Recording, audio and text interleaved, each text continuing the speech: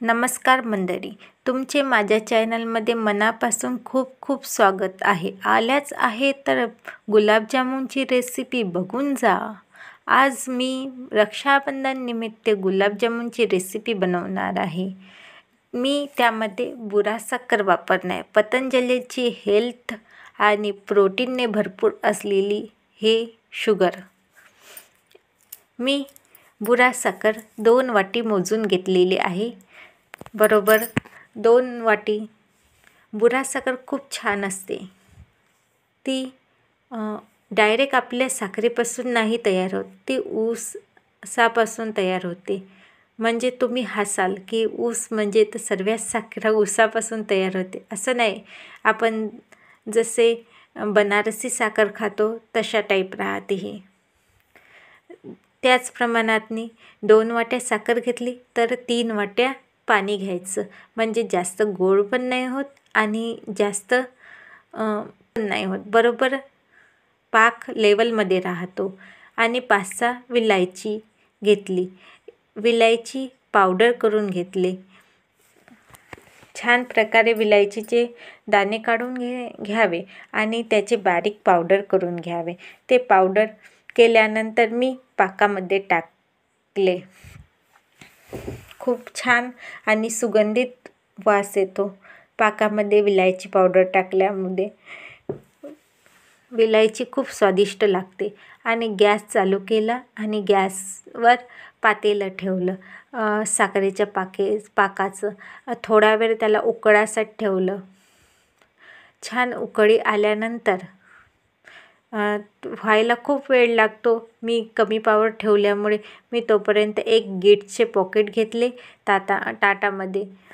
त्या गीटचे पॉकेट होते 200 + 250 ग्राम आणि ते 125चे आहे. खूप छान आहे गीटचे पॉकेट. त्याचे गुलाबजामुन खूप छान येतात. तुम्ही पण गीटच वापरत असाल मला वाटते. खूप जण गीटचेच वापरतात.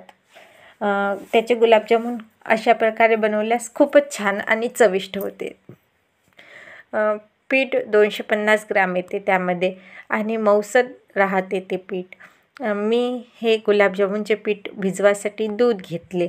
ते बी 2 कप मोजून घेतले होते. चांगले छान उकळून घेतले व त्याला थंडे करून घेतले. त्या दुधाने गुलाबजामुन भिजवल्यास खूपच टेस्टी चव लागत त्याची. टेस्टी खूप छान आणि टेस्टी होत असतात. दुधानंच भिजवावं हमेशा. दूध नसेल तर आखरी पाण्यानं पण भिजवलेच चालते. तुमच्याजवळ मिल्क पावडर असेल तर मिल्क पावडर पण वापरलीच चालते दुधाऐवजी. थोडंसं पाण्यामध्ये मिक्स करून घ्यायची आणि मिल्क पावडरनं पण भिजवले तरी चालते. छान घटसर गोळा मळून घ्यायचा आणि त्याला 10 मिनटे विश्रांतीसाठी ठेवायचे. नंतर बघायचे झाला की नाही. नसेल झाला तरी थोडा वेळ होऊ द्यायचा विश्रांती.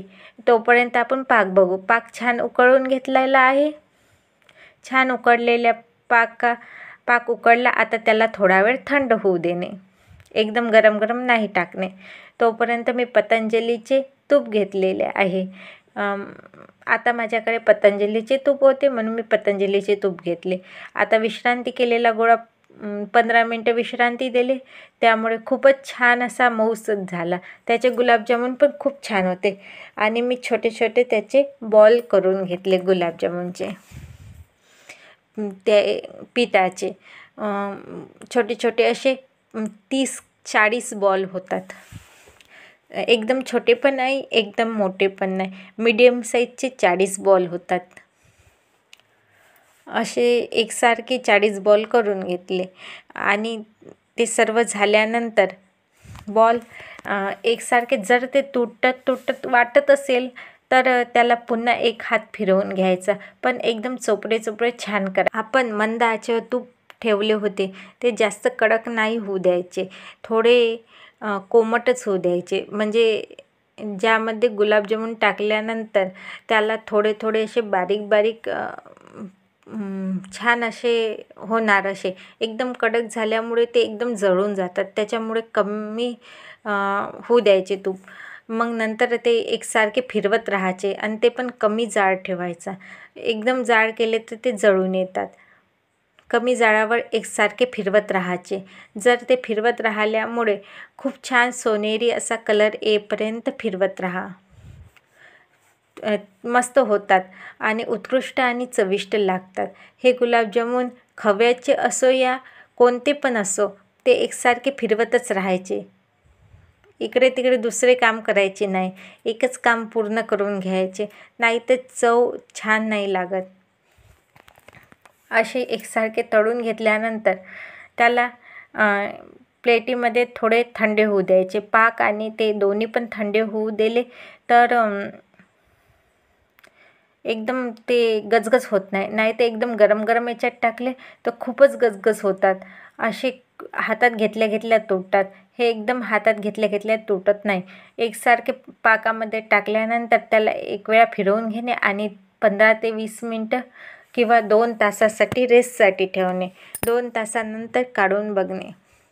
त्याच्यामध्ये थोडा पाक गेलेला राहतो आणि खूप छान आणि खूप पाक छान गेला आणि खूप छान उत्कृष्ट दिसा लागले आणि आतपर्यंत पाक गेलेला आहे. असे छान गुलाबजामुन झालेले आहे. तुम्ही पण करून बघा.